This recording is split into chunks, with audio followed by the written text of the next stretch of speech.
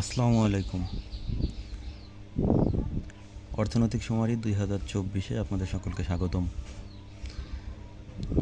আজকের ভিডিওটির মূল উদ্দেশ্য আপনাদের যাদের সাক্ষাৎকার বা খানায় কোনো সমস্যা থাকে এগুলো সমাধান করার জন্য আপনারা অনেকেই সিরিয়াল নাম্বার খুঁজে বের করতে পারেন না।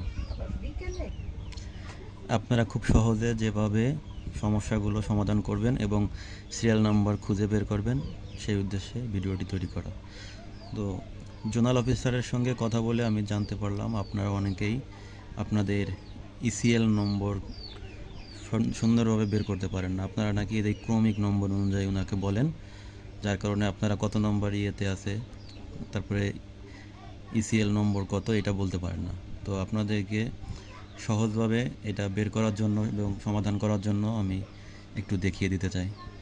তো প্রথমে আমরা সর্বমোট সাক্ষাৎকারে প্রবেশ করার পর এখানে শো করবে ক্রমিক নাম্বারের পরে ইউনিয়ন কোড, তারপরে মৌজা। আমরা এভাবে বাম দিকে একটু স্লাইড করলেই দেখতে পাবো। এরপর আছে গ্রাম বা মহল্লা। এরপরে দেখতে পারবেন ইএ কোড, তারপরে ইউনিট সিরিয়াল, তারপরে ইউনিটের নাম।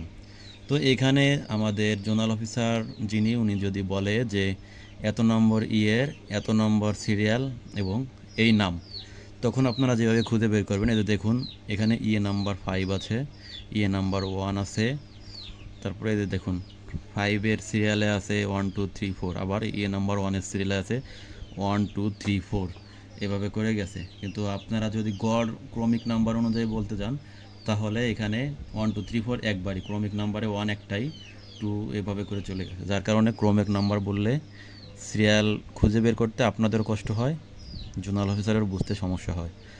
তো যেন সহজে যেভাবে বের করবেন, প্রথমে ইয়ে নাম্বার দেখবেন, ইয়ে কোড, তারপরে ইউনিট সিরিয়াল দেখবেন। তো আপনাকে যদি বলা হয় 3 নাম্বার ইয়ের 5 নাম্বার খানা, সেক্ষেত্রে আপনি এভাবে স্লাইড করে করে 3 নাম্বার ইয়ে কোডে যাবেন।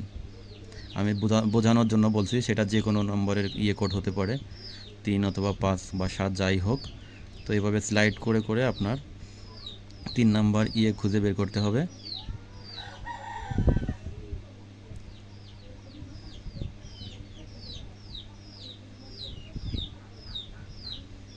এই যে দেখুন ইয়ে কোডে 3 নাম্বার দেখা যাচ্ছে। তো এখন 3 নাম্বার ইয়ের যদি বলে 5 নাম্বার খানা, সেখানে আমরা দেখতে পাবো 3 নম্বর ইয়ের 5 নাম্বার খানা, আর নাম আছে মোহাম্মদ সুজন মোল্লা। তো এই খানাটায় যদি কোনো সমস্যা থাকে সেক্ষেত্রে আমরা সমাধানের জন্য এভাবে আবার ডান দিকে স্লাইড করব। ডান দিকে স্লাইড করে এই যে আই চিহ্ন দেওয়া আছে এখানে ক্লিক করব, তারপরে পরিবর্তন করুন এখানে যাব। তারপরে যদি কোনো ধরনের সমস্যা থাকে, যেমন অ্যাড্রেসে বা নামে, ফোন নাম্বারে অথবা খানার ধরনে কোথাও কোনো সমস্যা থাকলে সেগুলো সমাধান করে তারপরে এগিয়ে যাবেন অ্যান্ড সেভ করে দিবেন অথবা সেভ অ্যান্ড জমা দিয়ে দেবেন, তাহলে সার্ভারে চলে যাবে। আর যদি আবারও সংশোধন করতে হয় আবার সংশোধনে ট্যাপ করবেন। তো এভাবে করে আপনারা খুব সহজেই খুঁজে বের করতে পারবেন। এরপরে যদি আপনার জানা থাকে যে এটা অর্থনৈতিক, আপনি জোনাল অফিসারের কাছে জিজ্ঞেস করতে পারেন যে খানাটা কি অর্থনৈতিক কর্মকাণ্ড সম্পূর্ণ খানা নাকি কোনো প্রতিষ্ঠানে ভুল হয়েছে। যদি সাধারণ খানার বাহিরে প্রতিষ্ঠান অথবা অর্থনৈতিক কর্মকাণ্ড সম্পূর্ণ খানায় কোনো ভুল থাকে, সেক্ষেত্রে আপনি আরও সহজে বের করতে পারবেন, কারণ সর্বমোট সাক্ষাৎকারে অনেক সিরিয়াল থাকে লম্বা। যে দেখা যাচ্ছে যদি প্রতিষ্ঠান হয় তাহলে আপনি প্রতিষ্ঠানে যাবেন, প্রতিষ্ঠানে যাওয়ার পরে যদি প্রতিষ্ঠানের নাম বলে বা ইয়ে নাম্বার বলে অথবা ইউনিটের সিরিয়াল বলে, আপনি সহজে এভাবে খুঁজে একই নিয়মে বের করতে পারবেন। আবার যদি এটা অর্থনৈতিক কর্মকাণ্ড সম্পূর্ণ খানা হয় সেক্ষেত্রেও আপনি খুব সহজেই বের করতে পারবেন, সিরিয়াল নাম্বার কমের ভিতরে মেনটেন করে নিতে পারবেন। আর যদি সাধারণ খানা হয় তাহলে আপনাকে অবশ্যই সর্বমোট সাক্ষাৎকারে গিয়ে খুঁজে বের করতে হবে একটু কষ্ট করে, বা সাধারণ খানা যে দেওয়া আছে এখান থেকে।